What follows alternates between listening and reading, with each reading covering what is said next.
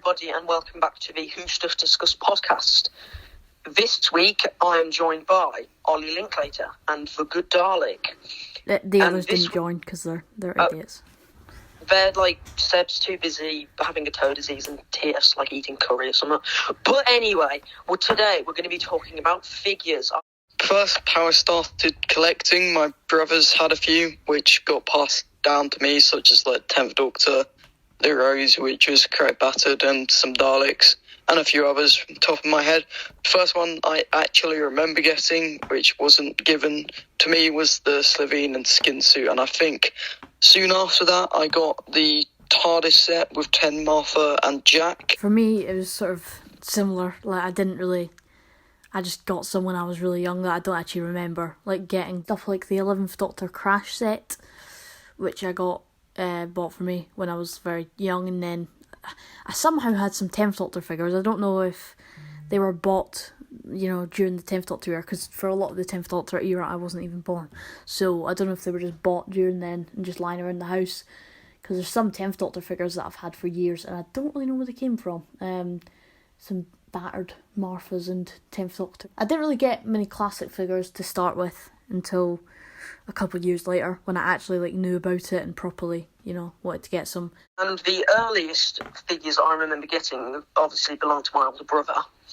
But the first one that apparently I owned myself was a Series 3, single-carded 10th Doctor. But my first, group of figures were just, a 10th Doctor, I think, a Hoix and a Dalek Sec, which have now been broken, which is rather unfortunate. Moving on to just general memories of collecting, which Good Dalek touched upon briefly.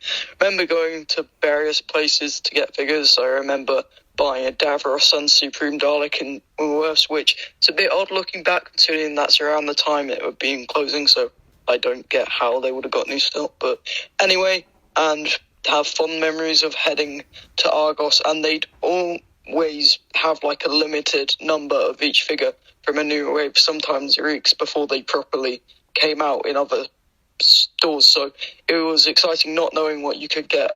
Toys R Us, I remember that, sort of. I've got vague memories of going into Toys R Us. It was in 2010, 2011 time, and they had all the Matt Smith figures, and the shelves were absolutely full of them, and they still had some 10th Doctor ones left over, I think, which is why I think that's how I got some of my old 10th Doctor figures, because I think in 2010, 2011 time, they still had some of the, Series 3, Series 4 type figures. But the main one I remember going in, and they had all the stuff, and they had character building, which I didn't get much of really, but I remember seeing it. But I got the 11th Doctor's 5-inch, the playset, the junk TARDIS playset as well, but mainly the TARDIS playset is the one I remember, going and getting, and it was quite expensive, but I was so happy to get it. I didn't really start properly collecting figures until about 2014, and obviously during then, most of the figures I got were from B&M. Basically all of my old figures are B&M releases, so obviously the 2014 sets, I think there was a 4th Doctor one. Yeah, sort of same. I remember getting the 4th Doctor one was the first year I got that set, that B&M set, and it was really cool, because by the time I started collecting classic figures, it was quite it was sort of the time when the range was dying, the classic range was starting to die, but they still had some sets on nowadays you can't really get any classic sets on Amazon, but they used to still have some stock on Amazon. And I remember one year it was Forbidden Planet, they had the enemies of the 1st Doctor set and the enemies of the 3rd Doctor set and the Chase set, all of them reduced so cheap, which is mad to think now considering they're so rare. But things like the Chase set, they're into £5 at one point. Yeah, exactly, they were really cheap. I remember I got the Chase set for my birthday one year, and then a few years before that I got the Enemy of the 3rd Doctor set for £15, which is quite rare now, but yeah.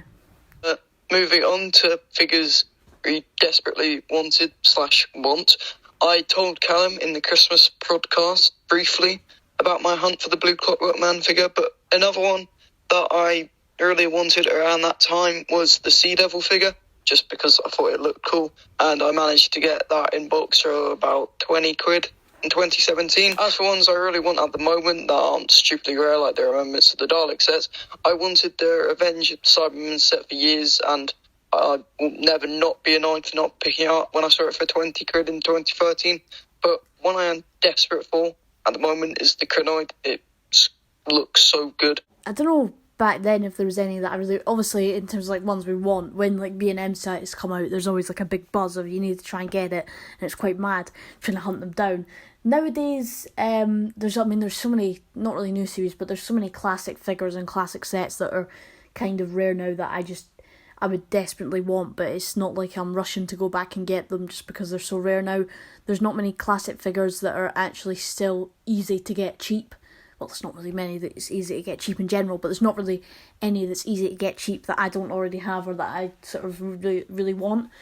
So it'd be ones that are quite rare that I'd only really get if I saw the chance for them or if it was like a birthday or something. Because I'm not desperately trying to go back and get many old figures at the moment. I'd want them, like you mentioned, the Revenge of the Cybermen set. I've always wanted that. It's definitely like, even if I can't get the set anymore, I'd love to just try and find just one Revenge Cyberman, like for a decent price. Dalek sets, the classic for, Doctor and Davros and Dalek sets, are very, very rare. They're extremely rare now. But it's a shame because there's some... I've already got the Revelation one, luckily. I got that when that was still on Amazon for about £40, and that was still available. So thank God I got that one because that's quite rare now. But I would love... they're rare, but I would love the Resurrection one, and I know the Remembrance one is different because it's not got a Doctor in it. It's just Daleks, but the Remembrance one's awesome. The Resurrection one's awesome. You're right. No, I've got this like a Rona or something. I don't know what it is, but when it comes to shut up. When it comes to figures, I've desperately wanted. None really spring to mind because obviously nowadays I'm not really into figures. Obviously, like a year ago, I used to mass collect them. Like they'd be the only pieces of like merch I'd buy. Like, all of my money would be spent on figures.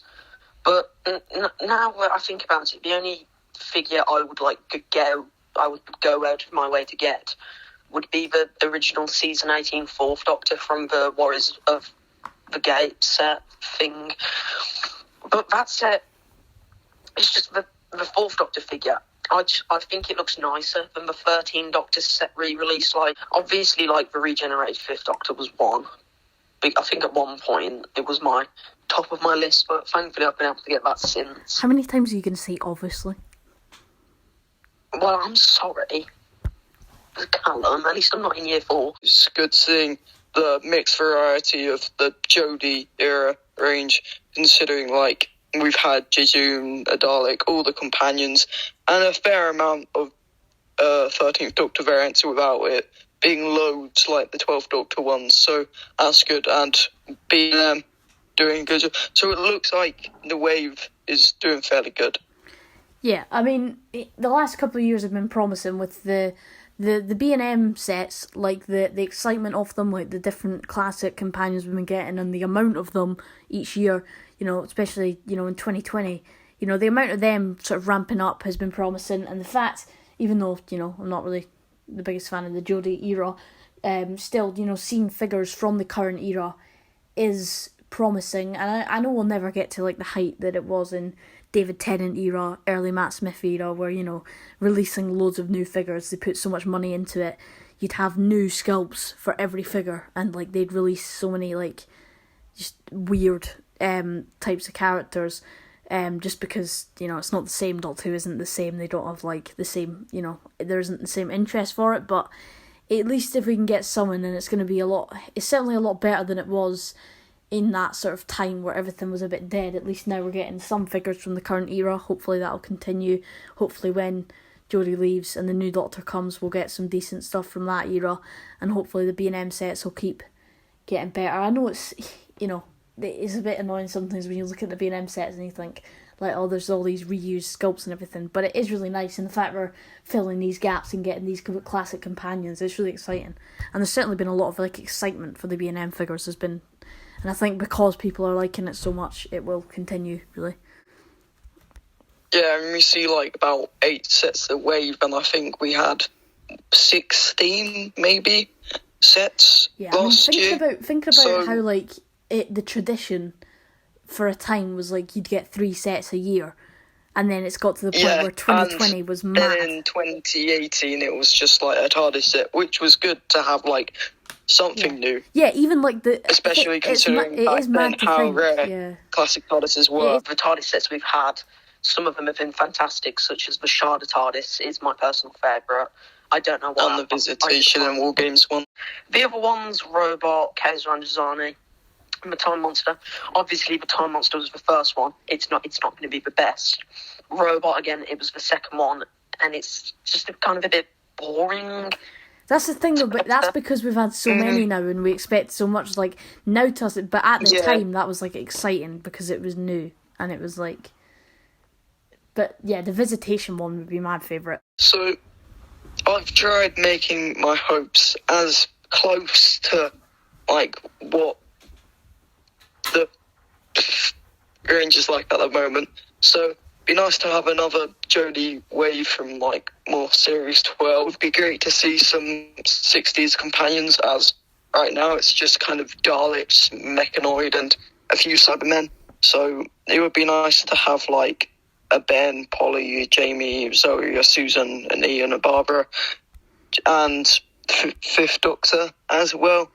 Could be good to have set companions, and also an adjunct just to complete all the companions, Fourth Doctor, and obviously History of the Daleks going on. It'd be nice to maybe see like a history of the Cybermen, or maybe even a history of the Master. Thank you for listening to this week's instalment of the Who Stuff Discuss podcast. Make sure to subscribe. If we get to 100 subscribers, we'll go to Seb's house and steal all his targets. So yeah, like, subscribe, and goodbye.